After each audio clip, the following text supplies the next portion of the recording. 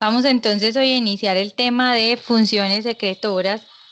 Eh, Vamos a hacer el mismo recorrido, iniciamos entonces desde cavidad oral y vamos a empezar a mirar cada una de las secreciones que van apareciendo en nuestro recorrido hasta terminar con las secreciones del colon. Es así pues como eh, el orden en el cual vamos a hacer la presentación el día de hoy. Entonces, sabemos que esas secreciones que van apareciendo al nivel de que el alimento o el bolo o la materia fecal van avanzando a través del tracto, se van mezclando con estas mismas secreciones dadas por cada uno de los órganos y gracias a esas secreciones, pues finalmente vamos a tener o a garantizar que se den esos procesos de digestión, de absorción y de tránsito intestinal, favoreciendo pues toda la función de nuestro sistema. A manera muy general, esto no es necesario pues ni siquiera que lo estudien nuevamente, simplemente como para recordarles en forma de repaso. Recuerden que son varios los tipos de glándulas, esto es histología pues como a manera muy general. Dentro de nuestro sistema digestivo podemos encontrar, por ejemplo, diferentes tipos de glándulas. Por ejemplo, encontramos glándulas tubulares simples, tales como las glándulas gástricas, en donde encontramos invaginaciones, fositas gástricas profundas, dotadas pues de gran variedad de células. Y por ejemplo, encontramos dentro de los acinos pancreáticos o dentro del páncreas glándulas túbulo-acinares, igual que por ejemplo en las glándulas salivares. Cada una de ellas entonces diseñadas para una función diferente. Recuerden que cuando hablamos de glándulas, hablamos de un órgano que secreta cosas. Inclusive nosotros tenemos órganos que son llamados glándulas, precisamente hablamos del páncreas y del hígado porque secretan bilis, cada uno pues su bilis hepática y pancreática. Y asimismo vamos a tener todos los órganos del sistema dotados de muchísimas glándulas que nos van a estar aportando distintas secreciones, algunas serosas, algunas mucosas, algunas mixtas, en fin. Y recuerden que esas glándulas están ubicadas justo en la parte de la submucosa y están siendo a su vez estimuladas o controladas por el plexo submucoso o de Auerbach. A través entonces de esas fibras, estas glandulitas responden a ciertos tipos de estímulos que van a hacer entonces estar controlando su función, que van a estar controlando su función. En esta diapositiva, pues esta imagen no nos vamos a detener. Estos cortes histológicos ya los hemos visto en alguna oportunidad, no es necesario entonces que nuevamente pues los repasen. Realmente quien de pronto no lo tenga claro, pues sí es importante para entender algunas cosas de fisiología, pero realmente pues no es objetivo del módulo tampoco. ¿Cómo entonces se estimula una glándula? Vamos a tener entonces diferentes mecanismos a través de los cuales podemos obtener esas secreciones glandulares. Entonces, dentro de ellos, los más importantes, el estímulo mecánico, es decir, el contacto con el bolo o con el alimento o con el quimo propiamente dichos. Solamente ese estímulo contacto del roce y de la fricción de lo que va pasando a través de las paredes del intestino pueden estar haciendo estimulación directa sobre las glándulas. Adicional a eso, entonces tenemos el estímulo nervioso. Recuerden que es es un estímulo bastante grande que responde pues al sistema digestivo y es el estímulo nervioso. A través de las fibras entonces del sistema autónomo es donde tenemos básicamente pues este control. En muchas ocasiones solamente el hecho de estar oliendo algún alimento o estar escuchando que se mueven cositas como relacionadas con comida o simplemente verlo, muchas veces empieza a facilitar esas funciones de secreción, igual que como veíamos con el movimiento también. Entonces, a veces solamente uno cuando huele comida empieza a acelerar estos procesos. De hecho, por ejemplo, cuando uno se imagina un limón con sal, inmediatamente empieza a secretarse también bastante cantidad de saliva y eso es puro estímulo neurológico a través pues de nuestros sentidos. Y además vamos a tener pues un control hormonal También habíamos visto que las hormonas tienen un papel supremamente importante en la actividad motora, no es ajena entonces la actividad secretora, también las hormonas van a permitir que muchas sustancias se secreten o que al contrario otras se inhiban. Una glándula entonces, vamos a poner más fácil este dibujito. Con este dibujito entonces vemos que hay una señal que puede ser precisamente un estímulo mecánico, nervioso. Señora. Qué pena, te pregunto algo. ¿Las diapositivas quedan en algún lado? Sí, yo normalmente se las subo al aula. Ya creo que les había subido las generalidades, no sé si las de función motora de pronto me faltan, pero sí, yo normalmente se las estoy poniendo en el aula, en la parte de material de estudio. Ah, listo, muchas gracias. Ujú. Entonces, a través de estas señales que recibimos por esos estímulos que ya mencionamos, empiezan a haber diferentes cambios pues a nivel de las organelas celulares propiamente entonces diseñadas para la función para la cual la glándula pues esté sirviendo, o sea, síntesis de moco, o sea, de alguna enzima específica, en fin, de cualquier tipo de sustancias para la cual esa glándula vaya a funcionar. Finalmente, entonces, se da la formación de algunas vesículas secretoras y a través del mecanismo de exocitosis, en general, no en todas las glándulas, pero en general, tenemos entonces la evacuación de la secreción hacia la luz. Aquí, pues, como la secuencia de eventos de lo que se va haciendo dentro de la célula, pero como les digo, esto es como a manera muy general, pues, de repaso de lo que tiene que ver con la función glandular. ¿Esto para qué? Pues porque precisamente estamos hablando de secreciones, tenemos que saber quiénes las produce. Bueno, resulta que vamos a tener una secreción que es común a todo nuestro recorrido, es decir, que va a estar presente desde la boca hasta la región anorrectal. Esa secreción es el moco. El moco va a estar en todas partes. En unas partes, digamos que un poco más de cantidad que en otras, pero finalmente él va a estar presente durante todo el recorrido del sistema. ¿Qué es el moco? Entonces es una solución acuosa, es decir, que está dotada de agua, de electrolitos, además de algunas glucoproteínas, y va a servir para varias cositas, como pueden ver ahí pues en la imagen. Entonces, uno siempre que piensa en moquito, piensa como en deslizamiento, en transporte, en que facilite el movimiento, ¿cierto? Pero adicional a eso, entonces también va a funcionar como una solución amortiguadora tanto de sustancias ácidas como alcalinas. Además, entonces permite que haya una adherencia adecuada de la materia fecal, puede entonces en algunos momentos convertirse en una capa protectora contra algunos agentes y dentro de muchas otras funciones pues que ahí podemos encontrar comunes al moco. Entonces es una sustancia que siempre va a estar presente y que participa en varias funciones o de distintas maneras. Este cuadrito ustedes lo van a encontrar en el libro de Fisiología de Gayton, que es de donde pues está la clase, pero yo creo que en la mayoría de los libritos ustedes lo pueden encontrar de Fisiología. Es una tabla en donde se resumen la cantidad de secreciones gastrointestinales que hacemos en el, pues, que se producen en el día. Ahí entonces encontramos cuánto es el volumen diario de la secreción y a qué pH se encuentra cada una de esas sustancias.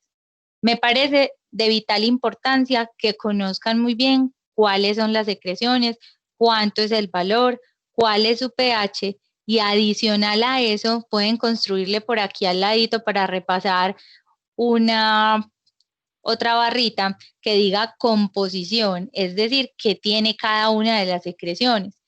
Muy importante saber qué es lo que tiene, porque precisamente como todas son secreciones, pues todas van a tener agua, ¿cierto? Como en común, pero por ejemplo la concentración de electrolitos va a variar en cada una de ellas. Y esto como médicos o con futuros pues médicos va a ser muy importante porque por ejemplo no es lo mismo ofrecerle tratamiento a un paciente que llega deshidratado por vómito a un paciente que llega deshidratado, por ejemplo, por diarrea. Los electrolitos que se pierden por cada una de las sustancias que tenemos dentro del organismo van a ser completamente diferentes. De hecho, por eso es que ustedes se encuentran como dentro del arsenal terapéutico cuando vamos a a rehidratar o hacer resucitación con líquidos en algún paciente, un montón de soluciones. Si no todos tuvieran la misma, ¿cierto? Pero vamos a ver que cada una de esas soluciones tiene una composición hidroelectrolítica diferente, es decir, que está orientada a reponer una pérdida específica, ¿cierto? Ahí encontramos solución salina, encontramos Hartmann, encontramos Ringer, encontramos dextrosa, encontramos pues muchas comercialmente y muchas veces uno no tiene a la mano pues como mucho de dónde escoger, pero a veces sí, y dependiendo entonces de esas pérdidas de los pacientes es que debemos seleccionar la solución que mejor sustituya pues las pérdidas que está teniendo. Entonces, muy importante que por favor hagan el ejercicio de poner entonces además cuál es la composición de cada una de las secreciones. El pH entonces reviste una importancia muy especial porque precisamente yo creo que lo hablábamos en algún momento de las clases, el pH, que es ese potencial de hidrogeniones, pues de lo que significa, quiere decir es que finalmente las células de ese tejido necesitan estar a ese microambiente con ese pH para poder garantizar que funcionen a su 100%. Si en los tejidos empieza a haber cambios en el pH, sean sutiles y se mantengan en el tiempo, o en fin, o pueden ser agudos y muy marcados, posiblemente ese tejido va a empezar a sufrir algunas adaptaciones o ciertas modificaciones, llámense displasias, metaplasias, anaplasias y por allá más adelante neoplasias para poder garantizar su funcionamiento. Entonces, la celulita en el afán de adaptarse para poder trabajar de una manera adecuada, cuando hay unos cambios de pH, finalmente se está transformando y está transformando también el tejido original, que finalmente eso puede ser muy dañino. No en todas las ocasiones, porque por ejemplo la mayoría de las metaplasias son reversibles, pero hay algunas oportunidades en donde persiste tanto el daño y se perpetúa pues tanto el daño que finalmente ya la celulita queda dañada y el tejido también. Entonces, muy importante también que conozcan el pH de cada una de las secreciones.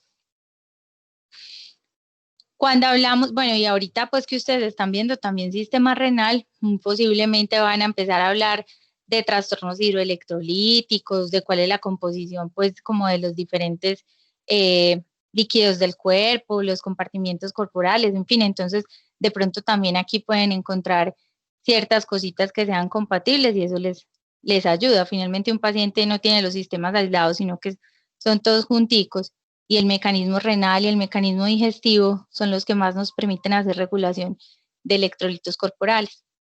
Entonces, empezamos con la primera secreción y es la secreción salivar. La saliva, entonces, es una sustancia que se produce dentro de la cavidad oral gracias a unos órganos que se conocen como glándulas salivares. En este caso, entonces, encontramos unas glándulas salivares mayores que se denominan parótida, submaxilar y sublingual, que tenemos un parcito de cada una y que ya las conocemos pues previamente por la anatomía. Cada una de ellas entonces va a ser compuesta pues o dentro de su composición del tejido vamos a encontrar que son glándulas túbulo-acinares y que finalmente vamos a tener dispuesto un conducto para cada una de ellas que va a llevar esa secreción hasta la cavidad oral que va a depositar pues ahí el contenido.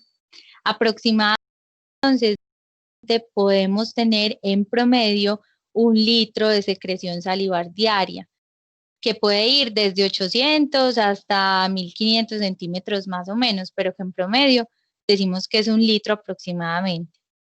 La secreción entonces de saliva va a depender de muchas cosas. Obviamente, si por ejemplo estamos alimentándonos, va a aumentar mucho más, ya vamos a mirar cómo se regula esa secreción. O si por ejemplo estamos en condiciones de sueño, también entonces tiende a aumentar. O al contrario, si estamos en situaciones en donde estemos bajo presión y el simpático esté muy activado, probablemente se va a disminuir. De la misma manera, hay condiciones que no son fisiológicas y que también hacer cambios dentro de la secreción salivar. Por ejemplo, hay algunos medicamentos como los anticolinérgicos que pueden entonces disminuir la secreción salivar. Anticolinérgico, es decir, están en contra del efecto de la acetilcolina. Ya sabemos que la acetilcolina es estimulador. Entonces, dentro de ese grupo de medicamentos, por ejemplo, podemos tener disminución de la secreción, algunos anticonvulsivantes, sobre todo las fenotiacinas, algunos medicamentos psiquiátricos también pueden disminuir bastante la secreción salival. Los antipsicóticos, sobre todo, pueden disminuir también la secreción. En fin, podemos encontrar pues varias cositas. Adicional entonces de los medicamentos hay trastornos, por ejemplo, que cursan específicamente con disminución de las secreciones y no solo salivares. Por ejemplo, los pacientes que sufren de un trastorno reumatológico que se llama el síndrome de Sjögren o el síndrome seco, tiene que ver directamente con la disminución también, la producción pues de autoanticuerpos y específicamente contra algunas glándulas. Ahí entonces el paciente puede experimentar bastante resequedad de la cavidad oral y esto llevar a que se produzcan con frecuencia, por ejemplo, úlceras o infecciones dentro de la cavidad oral, precisamente porque estamos disminuyendo pues la función. En fin, pues hay varias cositas. Cuando uno tiene disminución de la saliva, se llama serostomía. Serostomía quiere decir que tiene uno la boca muy seca. Y cuando tiene muchísimas babitas, se llama cialorrea. Cuando hay bastante secreción. Entonces, cialorreico es un paciente que está salivando bastante, que está babeando mucho. Y un paciente con la boca seca se llama entonces, o se dice que tiene serostomía. Como les hablaba, esos pacientes con síndrome seco tienen serostomía, tienen resequedad de la piel y además de eso tienen seroftalmía, que es resequedad dentro de los ojitos. La secreción entonces salivar, aparte del agua y de los electrolitos que ahorita vamos a Luego, mirar, ¿cómo dijiste que se llamaba el exceso? cialorrea. Listo. Cialorrea. Tiene entonces secreción mixta, va a tener secreción serosa y secreción mucosa. Decimos que tiene secreción serosa porque aporta enzimas. Dentro de esa secreción podemos encontrar la amilasa salivar o tialina,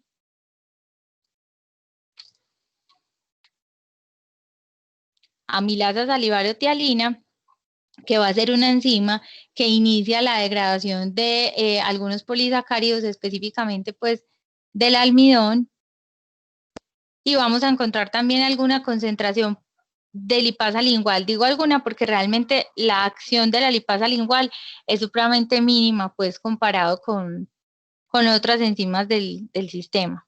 En cambio, la tialina sí tiene pues como un efecto, aproximadamente el 30% de los carbohidratos que uno se come en la saliva ya están hidrolizados. Eso es bastante, pues ayuda mucho y inicia el proceso digestivo. De hecho, los digestivos tienen como sus tiempos. Hablábamos, por ejemplo, en la clase anterior del vaciamiento gástrico y todo eso, y veíamos cómo a veces los lípidos tienden a retardar un poquitico más el vaciamiento gástrico y se demoran más como a nivel del sistema, en cambio con los carbohidratos es un poquito más ligero. Y vamos a encontrar también secreción mucosa, es decir, que tiene mucina, porque ya hablamos pues que aparece en todo el recorrido. pH entonces de 6 a 7 es muy, muy neutro pues, pero finalmente no llega a la acidez, por ejemplo, de la secreción gástrica. Y es importante eso porque muchas veces los pacientes cuando cursan con enfermedades, por ejemplo, como reflujo gastroesofágico, al tener episodios de pirosis, al tener episodios de regurgitación, pueden con ese pH tan ácido al que está la secreción gástrica lesionar la mucosa oral.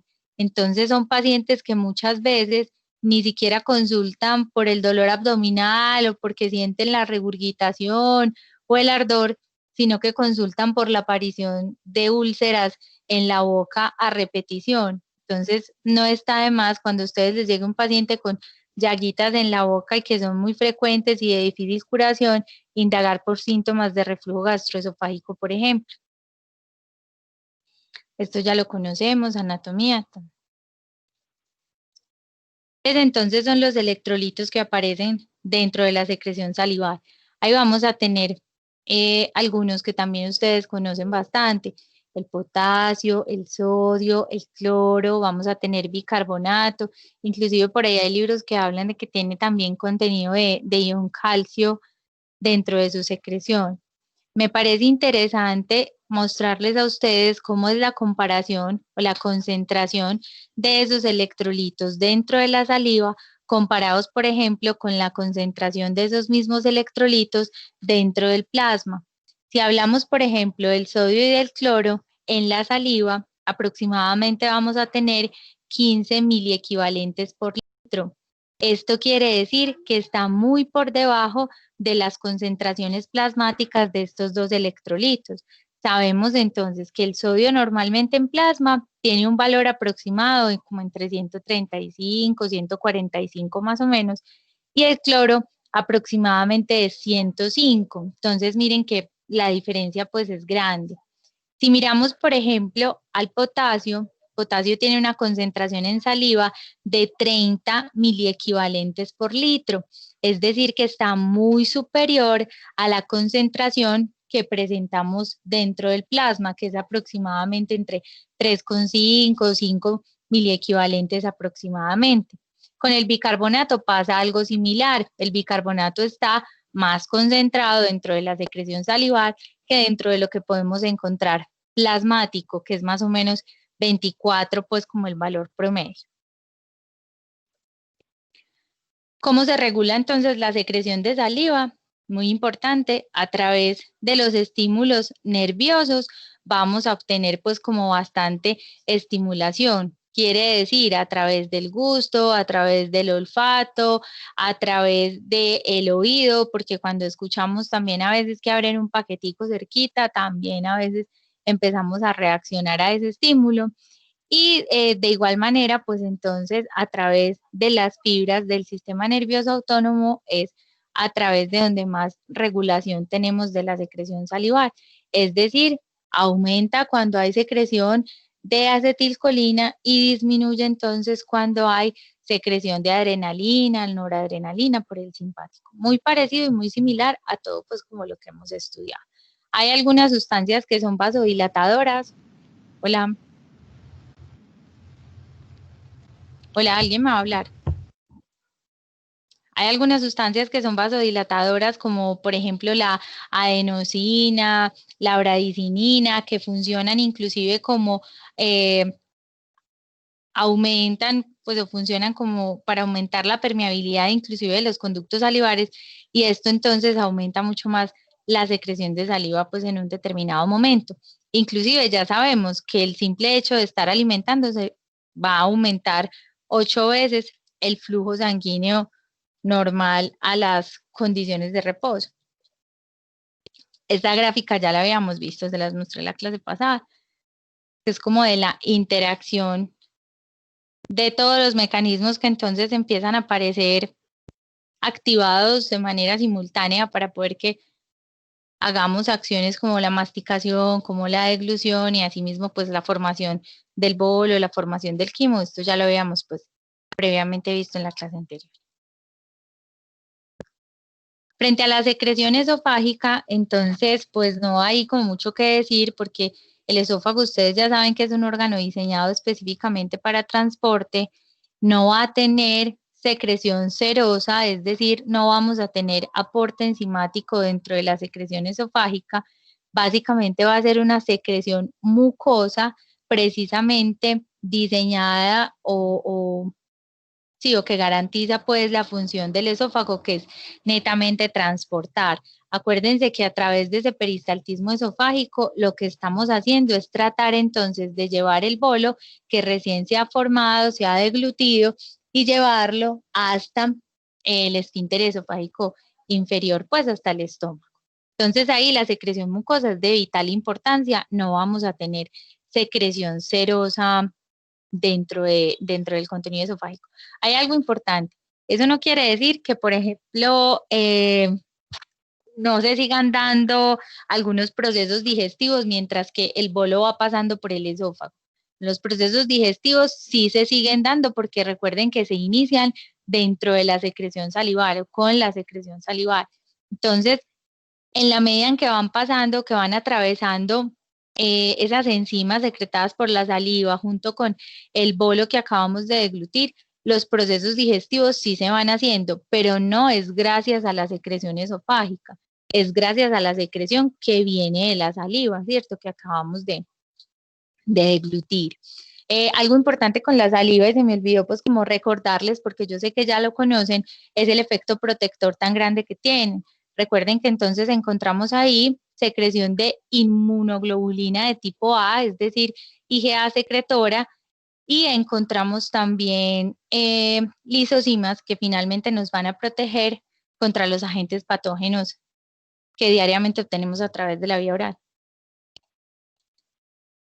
La secreción esofágica, entonces, además de brindarnos el transporte, también nos va a brindar protección.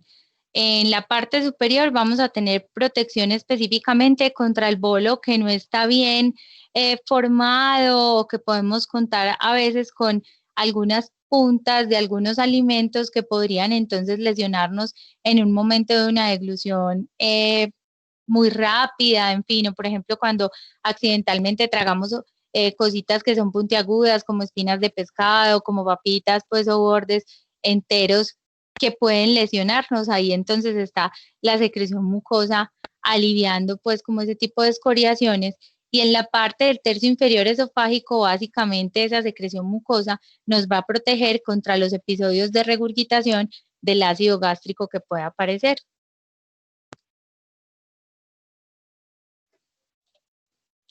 Llegamos entonces a la secreción gástrica. Esta secreción gástrica es un poquito más que como un poquito más profunda, pues como de lo que hemos visto. Realmente ahí en la secreción gástrica, recuerden que dentro de esas mismas glándulas gástricas encontramos bastantes tipos de células y cada una de esas celulitas va a tener pues como un diseño específico para algo. Entonces, en este caso hablamos de células parietales, que recordemos que las células parietales son las que nos aportan entonces el ácido clorhídrico y adicional a eso nos van a aportar el factor intrínseco, también algo de secreción de moco. Y también vamos a encontrar entonces a las células principales en donde vamos a tener principalmente secreción entonces de un simógeno, pues de pepsina. Entonces, miren que son diferentes. Adicional a eso, encontramos otras celulitas que son, por ejemplo, células productoras de hormonas. Entre esas encontramos las células G que van a producir gastrina. Y ustedes se van a dar cuenta, pues, que son varios como los procesos que van a ir ocurriendo para estas diferentes secreciones. Como sabemos, la secreción principal del estómago va a ser el ácido clorhídrico y es donde nos vamos a concentrar en este momentico para tratar de entender cómo es que se da esa secreción y cuáles son los mecanismos pues que ocurren. Bueno, aquí esta gráfica como para que se acuerden cómo es que está dado el tejido gástrico, cómo es que está diseñado. Acuérdense que tiene unas glándulas simples, profundas, que va a tener un epitelio que está recubierto por unas células mucosas de superficie. Básicamente esas células mucosas de superficie lo que van a hacer es volver un tricito menos ácido la secreción del ácido clorhídrico, porque realmente esa secreción se da aproximadamente a un pH de 0.8 cuando sale. Es decir, que es una acidez pues impresionante, ¿cierto? Está por debajo de 1. Pero gracias a esa unión con las secreciones mucosas, con las células de revestimiento superficial, con algunas sustancias como las prostaglandinas, que son sustancias que van a activar esa secreción de moco también, podemos entonces tener ligeramente un cambiecito y el pH del ácido clorhídrico está estimado entre 2 y 3 aproximadamente, pero en su momento cuando sale es menor de 1.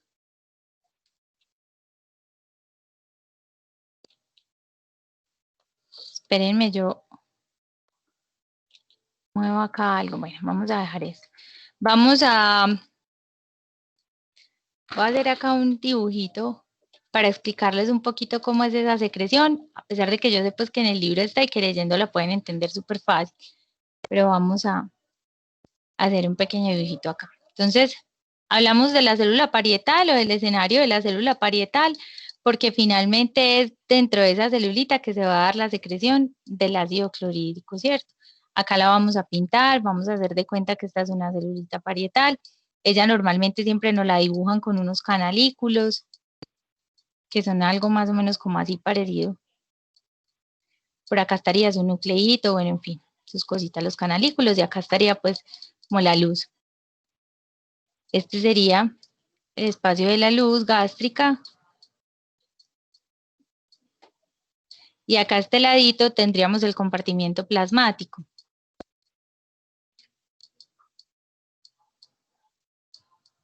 ¿Listo? Entonces, ¿qué es lo que ocurre? Así como vimos al principio, cómo era que se estimulaba una glándula, o sea que respondía pues como a cosas específicas, en este caso tenemos que los tres principales estimuladores de la célula parietal, acá se los voy a pintar, cada uno con un receptor diferente, van a ser la acetilcolina,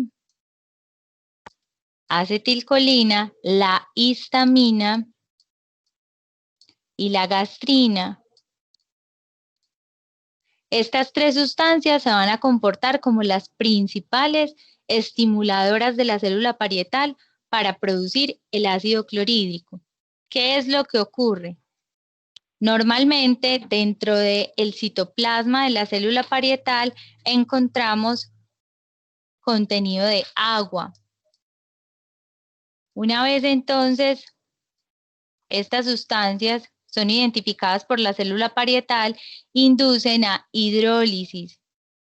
Recordemos entonces que la agüita se parte en hidrogenión y en hidroxilo.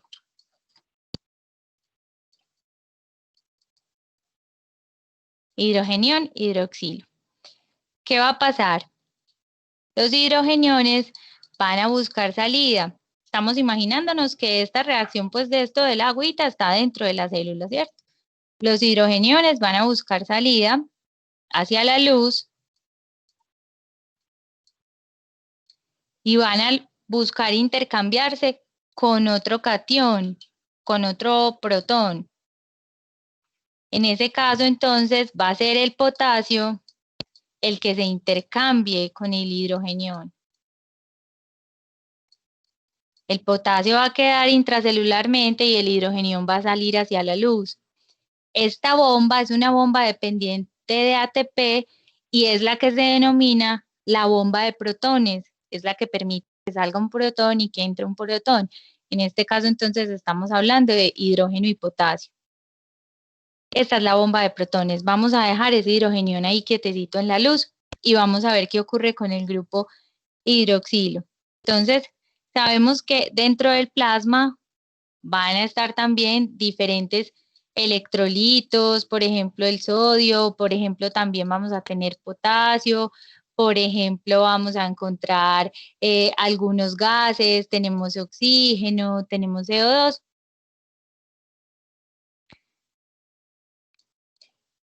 Y resulta que entonces, gracias a la acción de una enzima que ustedes también ya conocen, que es la anhidrasa carbónica, aquí se las pongo, se va a catalizar la reacción de unión del OH con el CO2. Aparece esa enzima a nivel de la membrana celular de la célula parietal y se produce entonces bicarbonato.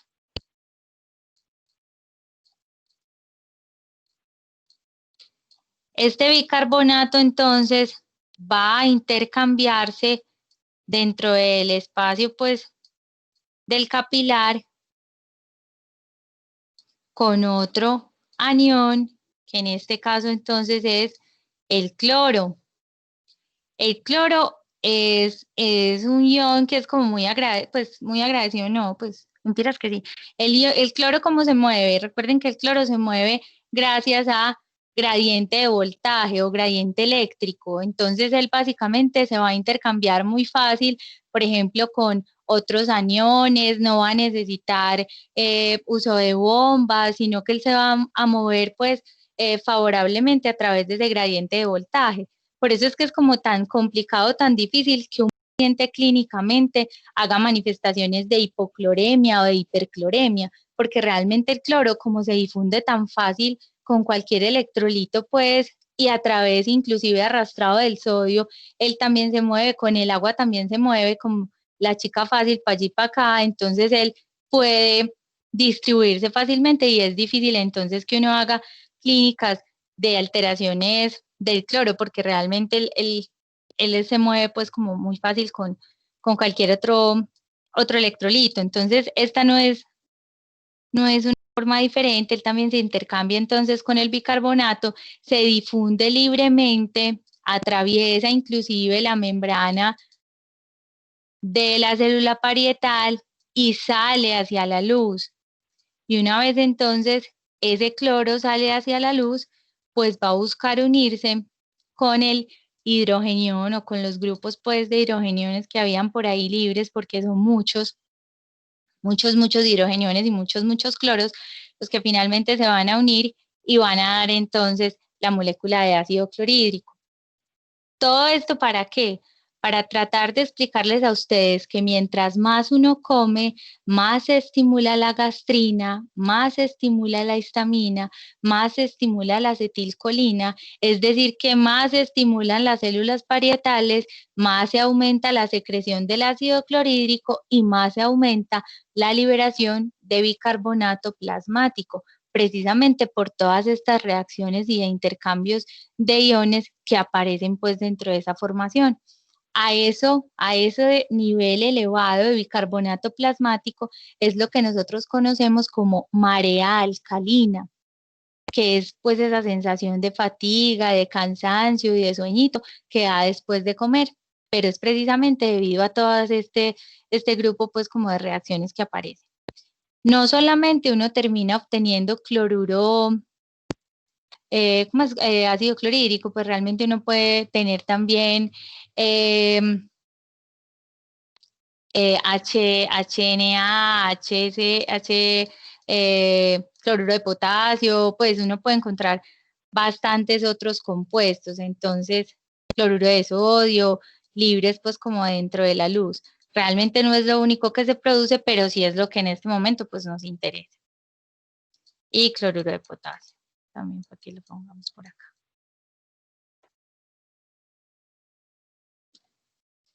Por ejemplo, un grupo de medicamentos que es muy conocido y utilizado por todos es el grupo de los inhibidores de la bomba de protones.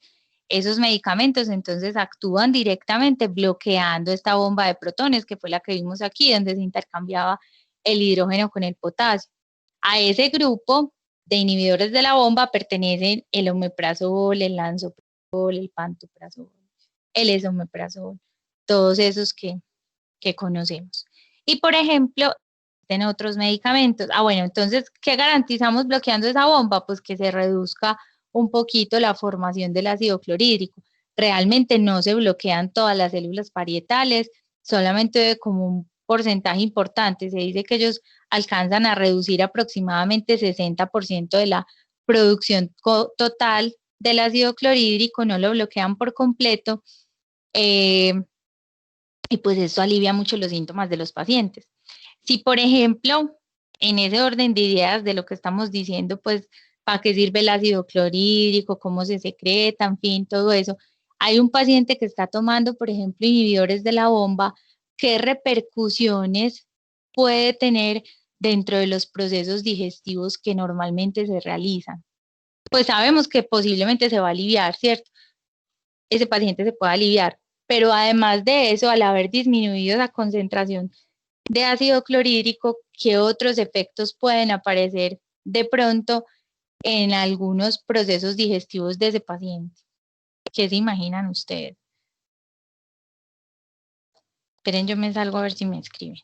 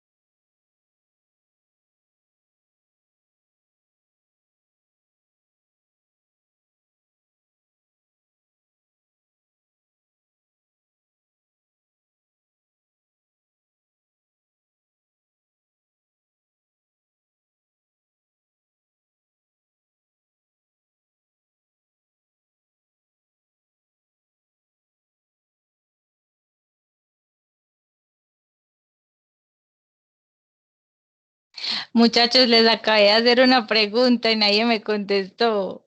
Así de concentrados están. Yo considero que es mejor que dejemos pues como hasta acá, que el momento en que tengan mejor disposición y podamos hacer una mejor clase y y que puedan pues participar, sí.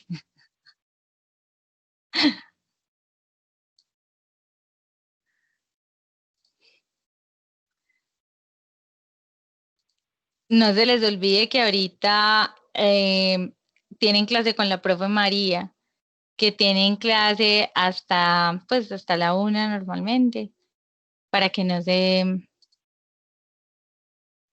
vayan a desconectar, pues o se metan pues como a a su grupito que tienen con la profe Maru. No, la pregunta era, si un paciente está consumiendo inhibidores de la bomba, ¿qué repercusiones puede tener eso dentro del proceso digestivo de ese paciente? Pues ya sabemos que lo estamos tomando para alivio de unos síntomas específicos, ¿cierto? Pero adicional a ese alivio de los síntomas, ¿qué otros efectos adversos puede presentar ese paciente dentro de su proceso digestivo? ¿O todo seguirá funcionando normal con una reducción del 60% más del ácido clorhídrico? Pero bueno, le vuelve más lento también. Lo vuelve más lento. El ácido clorhídrico aumenta la velocidad.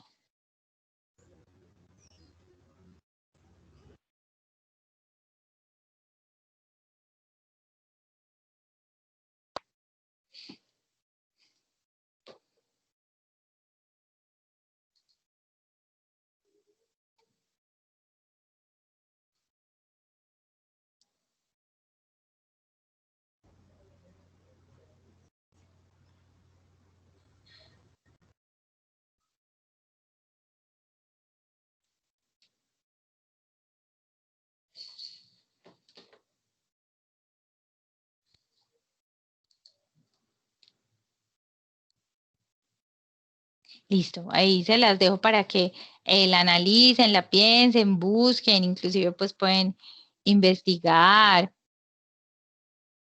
Sí, claro, ese es el efecto. Disminuye la secreción del ácido, pero la pregunta es, entonces, ¿qué repercusión tendrá ese paciente dentro de sus otros procesos digestivos?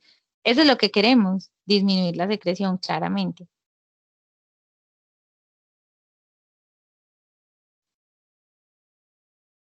Pero entonces, ¿qué ocurrirá si esa secreción se disminuye? Ya sabemos pues que sí va a dar un alivio sintomático, sí, claro que sí va a dar un alivio sintomático, pero los procesos digestivos de ese paciente seguirán siendo iguales, seguirán siendo los mismos.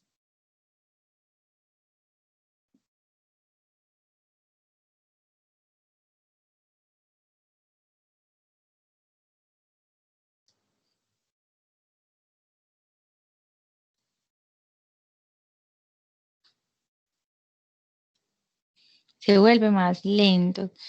Creo que baja la absorción. No. Revisen y me cuentan. Miren que es súper fácil porque ya lo hemos estado hablando y ya dijimos que el ácido clorhídrico tiene muchas funciones, pero precisamente no es la función, por ejemplo, de acelerar el vaciamiento gástrico, tampoco tiene funciones de absorción, el ácido clorhídrico pues puede estar implicado como para inducir algunos compuestos y que se puedan absorber más adelante, pero no precisamente en ese momento. Hay activación de algunas sustancias, eso es verdad. Sí, busquen la composición de cada secreción. Si hagan el ejercicio de mirar qué es lo que tiene cada secreción.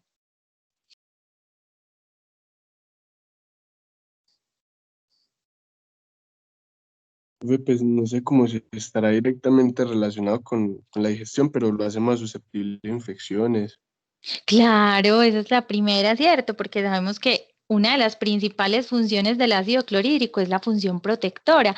De hecho, ahí es donde se muere casi todos los microorganismos que nosotros nos comemos todos los días. Es que nosotros todos los días estamos teniendo inóculos de muchos alimentos, pues, y de todo lo que hacemos durante el día. Realmente todo eso nos lo estamos tragando y la mayoría de esos microorganismos se van a morir dentro de el ácido clorhídrico. De hecho, entonces, si reducimos en proporción esa producción, obviamente ese individuo se va a aliviar de su gastritis, pero entonces puede estar presentando a largo plazo más enfermedades tipo gastroenteritis, disentería y todo eso. Completamente sí. Bien. Eso dentro de muchas otras cosas, pero ahí se las dejo pues de tareita para que vayan estudiando. Tienen que ir leyendo, tienen que ir consultando. Les voy a dejar estos 4 minuticos para que se levanten, se estiren y estén pues con todas las pilas puestas a recibir ese montón de microorganismos que están viendo. Les deseo un feliz día, muchas gracias pues por la atención y a los que participaron, qué bueno que aprovechen entonces las clasecitas.